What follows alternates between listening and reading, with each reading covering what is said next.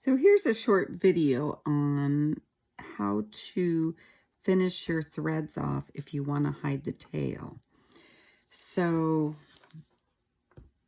I am up at the top here and I don't want to leave a knot. I've got some little knots down in the rest of my basket and I can usually manage to tuck them in so they don't show. But up at the top here, I really don't want to have any knots showing at all. I don't want to take the chance of it showing. So I finished a thread here. And I took my needle and went down through the needles and came out at this point down here. So I've left a little tail, just pulled it through, didn't tie a knot or anything. I'll go back and cut that off in a second. And then I started my new thread. I did my 2 arms length. And I started at that same point below, pointed up, went through the pine needles and came out here, right where I'm going to start my next thread. So I'll go ahead and do a few stitches here, and then I'll go back and I'll just snip off my tails here, and it'll work its way back up into this wrapped row and it won't even show. So I hope that makes sense. See, so I won't have any knots up here. I don't want them to show up at the top. At the bottom, I don't mind so much because I can hide them down in. Here's a little knot. You barely even notice it. But at the top, I don't really want to have any knots. So I'm just going to have my thread, just work it through with the needle, leave a little tail, cut it off after. And once you wax it, it'll be very secure in there. Hope this helps. Thanks for watching.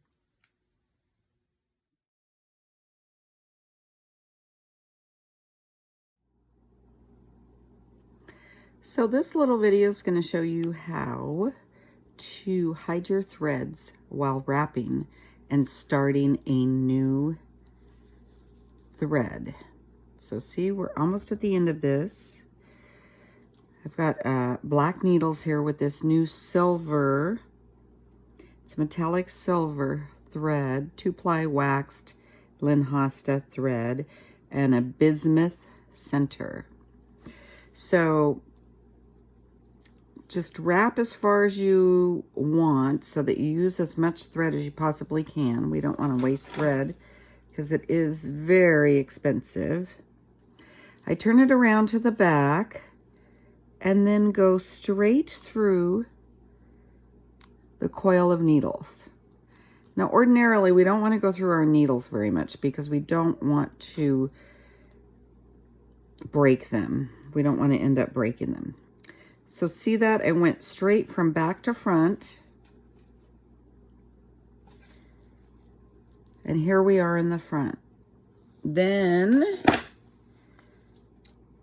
I cut it off about a 1/2 inch. Cut it off at about 1/2 inch. Tuck that tail in. Tuck it in between your coils because you want to secure it down there. So you tuck it down in. Then you get your new thread. I usually use 2 arms length. And I come from front to back, coming out right there where you want to start up again. Let's see if that's blurry. There you go. Pull it through from front to back. And again, leave the tail at about a 1/2 inch. So there's about a 1/2 inch. Tuck it in. So you've got 2 tails tucked in there. Then you just start wrapping again. And you're going to wrap right over those tails so that they're nice and secure in there.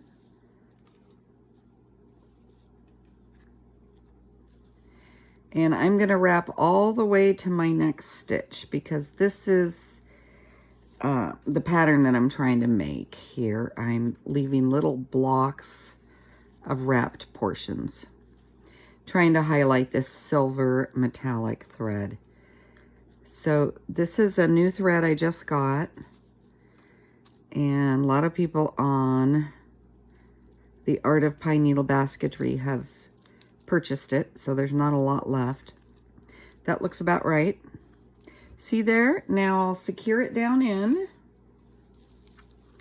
on my next stitch.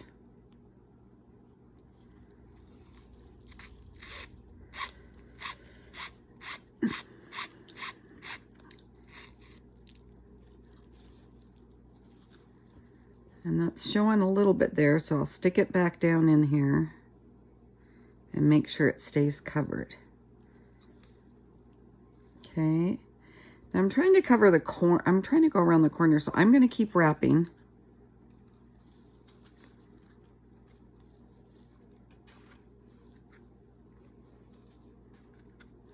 See, this is fraying a little bit there, but I haven't noticed much fraying on it. I guess a little bit of silver might come loose here and there, but I haven't really noticed it fraying much. That's the first little piece I've seen, actually. So that's pretty darn good. So we're just about to my next stitch. That looks pretty good. I go down here. Pull in my next stitch. Secure it down. And I'll keep working my way around. So you see that totally hides the tail where you've started a new thread. And now we've got 2 arms length to work with and to keep going around the basket.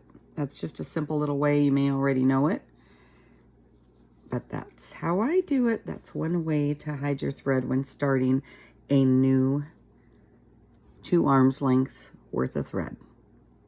Thanks for watching.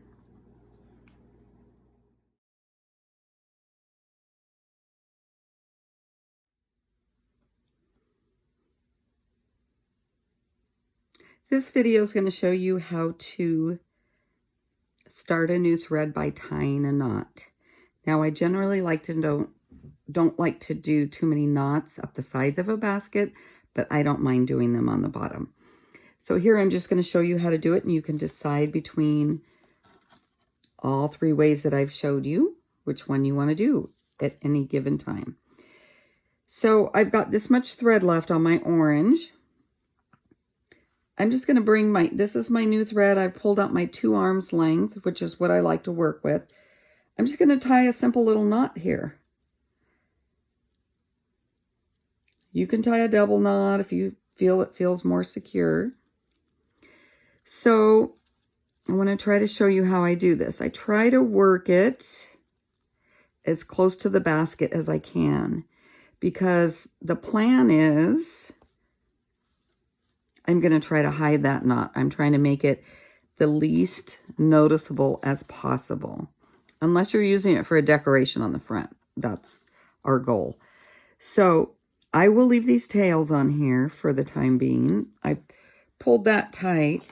I'm going to tape these down so they stay out of my way. You see how tight that is?